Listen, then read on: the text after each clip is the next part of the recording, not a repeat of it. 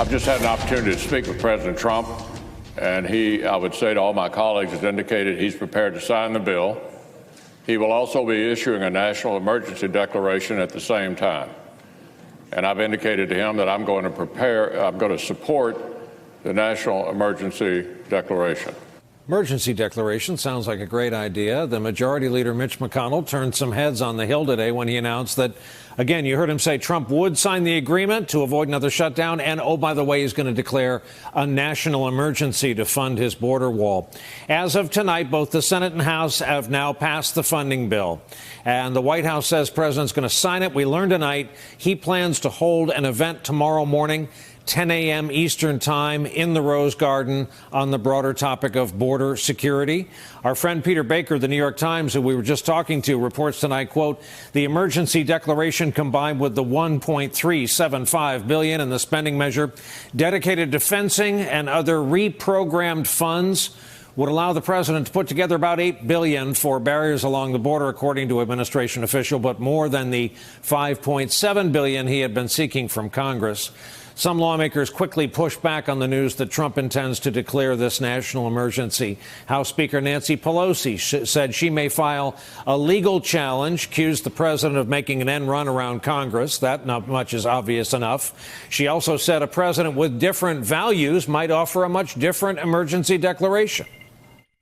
I know the Republicans have some unease about it, no matter what they say, because if the president can declare an emergency on something that he has created as an emergency, an illusion that he wants to convey, just think of what a president with different values can present to the American people.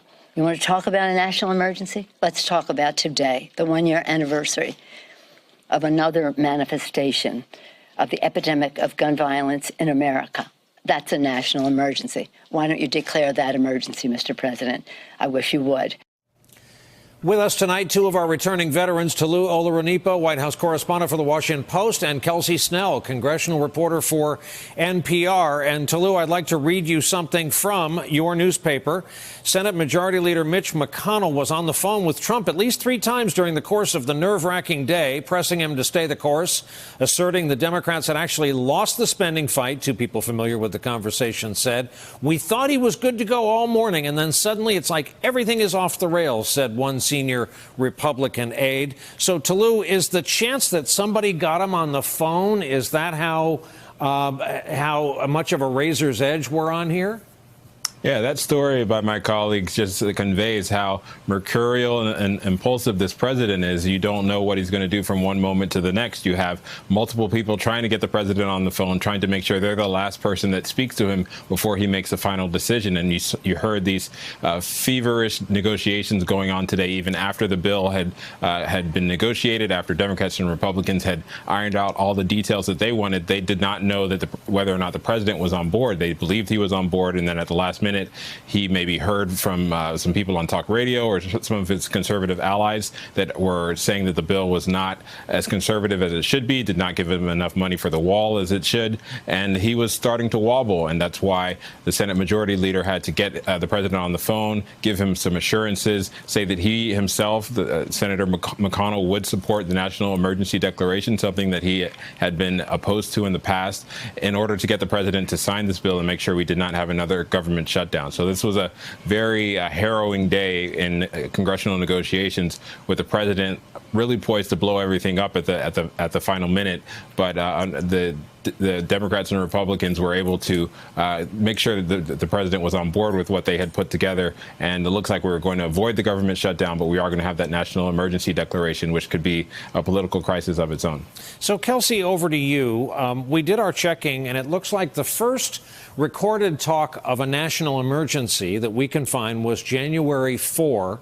So that would make this a kind of slow-rolling national emergency. Was there eye-rolling among Republicans that you could sense today who just can't own this intellectually? They can't be honest about it. They really would like nothing to do with this. Not just eye rolling, there was some real concern from a number of Republicans that I talked to. Now, we've been asking them about this for weeks, since the beginning of January, as you mentioned, and many of them were warning from the jump that they didn't think that declaring a national emergency was the right way to handle this.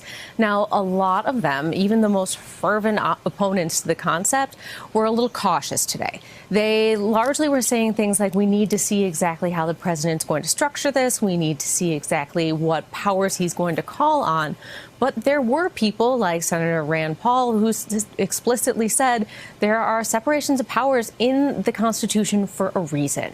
And allowing somebody to declare a national emergency about anything at all means that those lines start to get blurred. And it was something that he was particularly concerned about, and he wasn't alone. I talked to over a dozen Republican senators today, and really I could only find one or two who said that they could see a way that this might be okay. The rest found other ways to hedge around the fact that they were not comfortable with this concept. Hey there, I'm Chris Hayes from MSNBC. Thanks for watching MSNBC on YouTube. If you want to keep up to date with the videos we're putting out, you can click subscribe just below me or click over on this list to see lots of other great videos.